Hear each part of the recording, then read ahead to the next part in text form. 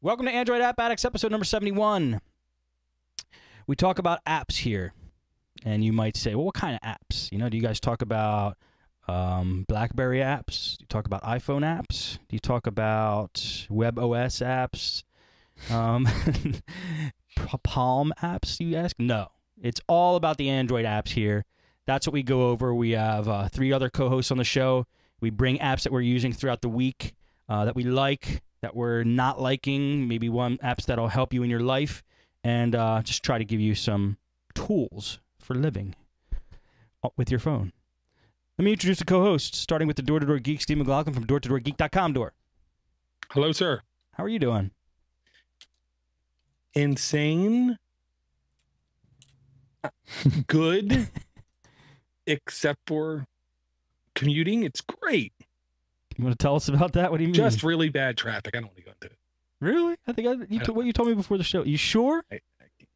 Yeah, okay. If anyone has ever listened to any podcast where I've called in, there's only one constant, and that is it sounds like crap. Because I'm in my car. That's where I listen to everything, in my car. And when I'm listening and I want to make a comment, I got to do it right now or I'll forget. So I call from my car. Well, the guys in TeamSpeak at least should have noticed I haven't been able to communicate with them on the normal time frame, because on the way home, like halfway home, I would jump in TeamSpeak and just BS with them. Nor can I listen to podcasts anymore in my car or communicate on TeamSpeak anymore. Wow. While I'm so driving. What must have happened is your radio broke in your car and your phone doesn't work anymore. You have no more commute. Right. That's it. And I'm hang gliding into work. What's really going on? My wife got a new job and she now works 5 minutes from me. And she won't stop talking. She won't stop. Yeah, she won't stop talking long enough during the drive for me to hear anything. And I've also turned into the lunchtime delivery boy.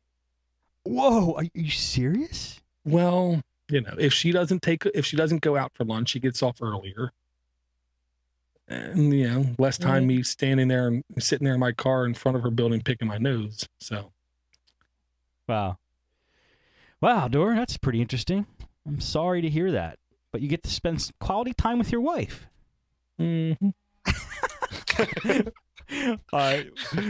We'll come back and talk more about that. Let me introduce Eric Ardini from SiliconWrench.com. What's up, Eric?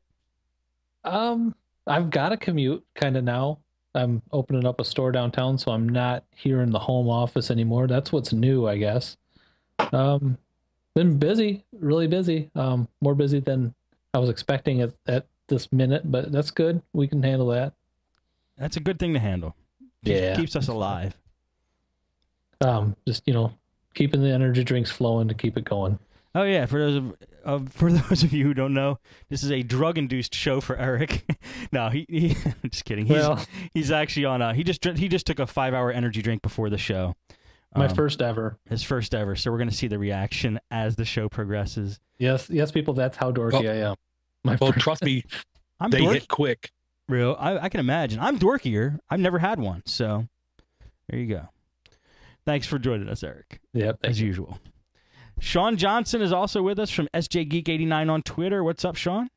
Not much, man. It was a good week. Monday, I was able to finally take my 2 boys to see Phantom Menace in 3D, so made our week. It was a good time.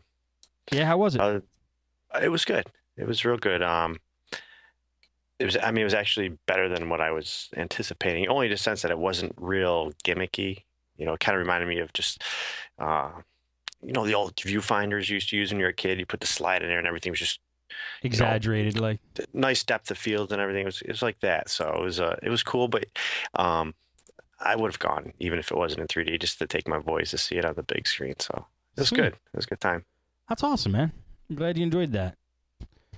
All right. Well, let's go normal clockwise fashion today. We'll get classic on you guys and start with the Door-to-Door Geek, Steve McLaughlin. What do you got for us, Door? Well, first off, I'll let you know my computer that I'm not streaming on, but that I have my other stuff on, decided to go reboot on me.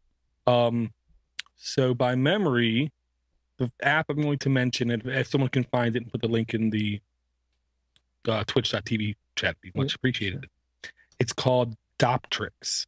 Doptrix. This was a Droid of the Day app a couple days ago, maybe 4 or 5 days ago. The only way I can explain this app is you first look at it and you are going to say to yourself, why would I want to play that? It's just Tetris. Okay, just because the shapes look like Tetris does not make it Tetris. Okay. There is a lot of different things going on that make this game actually insanely more, I don't want to say complex, deep. Because with old school Tetris, you just remember shapes, flip the shapes, drop the shape. A new shape comes out. Flip it, spin it, drop it. New shape, flip it, spin it, drop it. And that was it. That's all you could do. Your goal was to create a line horizontally from one end of the screen to the other, kind of thing. This game is semi-sim. It has different modes. I like playing classic mode. In classic mode, you can do 8x8 or 10x10 grids, or if you pay for the app, 6x6 and 12x12. The free ones work just fine for you to get the idea of it. I don't know how good this image is coming across, but there's the grid at the top of the size I picked with one white dot. Okay. And on the bottom, I have my asset that I have to put into the play field. Well, the gimmick is you don't just drop it. First off, the board you can flip. You can spin many different ways. So there's different ways to attack this puzzle. Number one. Okay. The bottom item you cannot spin at all. Right. But you can slide from side to side. Uh-huh. Okay. Now, the only bit of tips, advice I'll give people is my goal, and I've been pretty successful with, is to create a line going directly cutting through the middle of the board. That's where I've been the most successful with, because you can attack it basically from 4 different angles, either of the flat sides or either of the short side. So you can. Oh, you just need to span the board with your piece. I got you. Any way. It doesn't have to be up and down or side. Right. It doesn't have to be side by side. Well, yeah, because you can spin the board. You just place 2 bricks real quick, and I think it'll be easier to see. You can spin the board and hit it going up, because you have to slide the piece up from any of these directions, and then you can literally flip the board. Nice. Backwards. So it's much more thinking involved than just your standard Tetris. Yeah, big time. If you were a Tetrisaholic, I'd say, I'm sorry. Maybe you should have skipped this episode, but you didn't. No, and now it's time for them people to move on. I mean, Tetris has just been out there for so long. Oh, it has been out there forever, but I gotta say, this game quite addictive. Definitely. That's what I'm saying. They need to advance into a game like Doptrix. Right. And the thing I like about the game is you think you've got it, and then all of a sudden a little anarchy starts to break out, and you are in a downward spiral that you cannot recover from. That's the computer messing with you, isn't it? It does good. And it looks like your battery's down to about 80%, Dory. You might want to handle that on your phone. I was looking at your team battery bar. I know. I was out shopping, and we go to this supermarket that's filled with concrete and lead, apparently. So I can't. There's nothing I can do about it. Okay. Well, thanks but thanks for drawing it to me, Steve. Thanks for the app. Eric, you're up. All right. This week I got a couple of music apps, new ones that I haven't seen before. My first one is called Rumpus. Let me. Of course it is. Of course it is. Yeah, of course. Of course. It's got to be.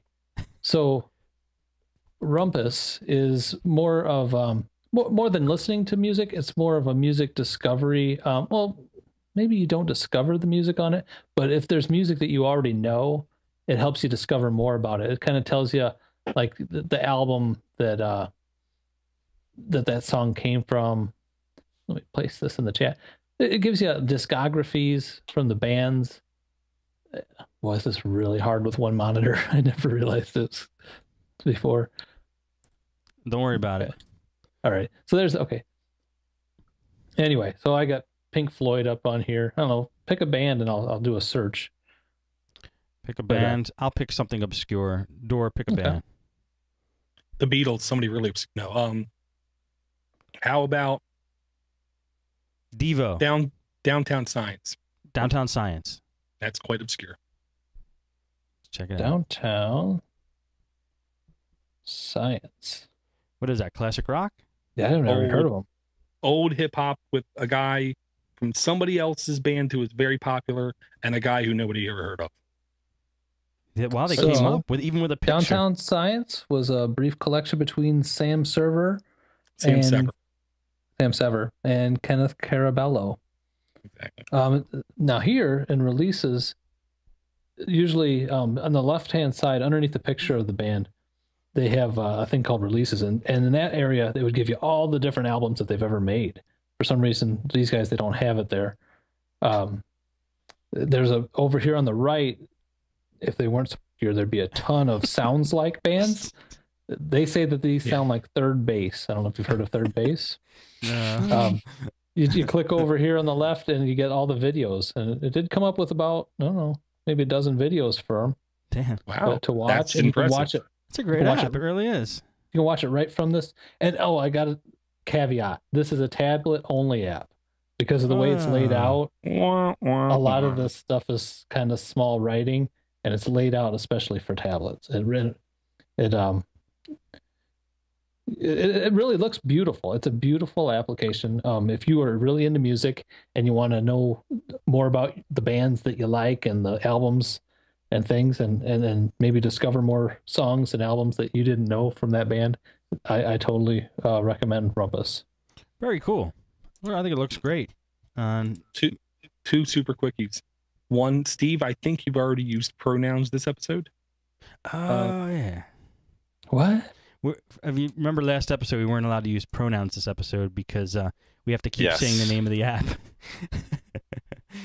Oh, I did say Rumpus at the end, didn't I? Yeah, you did. Did you do that purposely or subconsciously? No, I didn't even think about it. Man, it's working. Damn. That was Ray. That was Ray who sent that email in. So he just has some kind of hypnotic trance on us, I guess. You did good. Boy, Ray. And what was the other super quickie door? That I just love how he just led you in right down. Come on, this is a safe hole to come down, and then you were halfway down that hole, and then then the tunnel just collapsed right on you. You mean when he slapped us with "This is only for tablets"? Yes. Makes me want to get a tablet. Wait, will it work on the Galaxy Note? Yeah, that's what when you said that, I wonder, will it? No. Is the Note gingerbread? No, it'll be. Is it ice cream sandwich yet? I think it's gingerbread. I think it to be honest doesn't matter because in its if Ellis Owens was here, he would slap me right now. If it's honeycomb, I'm sure it'll work. If it's honeycomb, no, I don't know about it. It isn't honeycomb. Even if it's ICS, there's a file that's text on the phone that designates that it's a phone and not a tablet, so the Android market would get it poo it. Yeah. Gotcha. What about a side load? There is a force to load app for Windows that could possibly put it on the device. You wouldn't be sure if it would run right though. Cool. Thank you for Rumpus. Sean, you're up. All right. I think this is the second game I've ever brought. I don't really bring a lot of games. My phone's small, so I don't usually do a lot of gaming. But this one, don't tell anybody, but I used to play it on my iPod Touch. It's called Gravity Guy. And it's just that there's no gravity, and this guy's running from the law, I guess you could say. And the way the track is set up is sometimes you're running upside down, and then if there's a gap, and you gotta tap your screen so that he kind of falls down, and and wherever there is a bar or grounding, that's where he's gonna that's where he's going to go. And it just gets faster and faster, and you're being chased by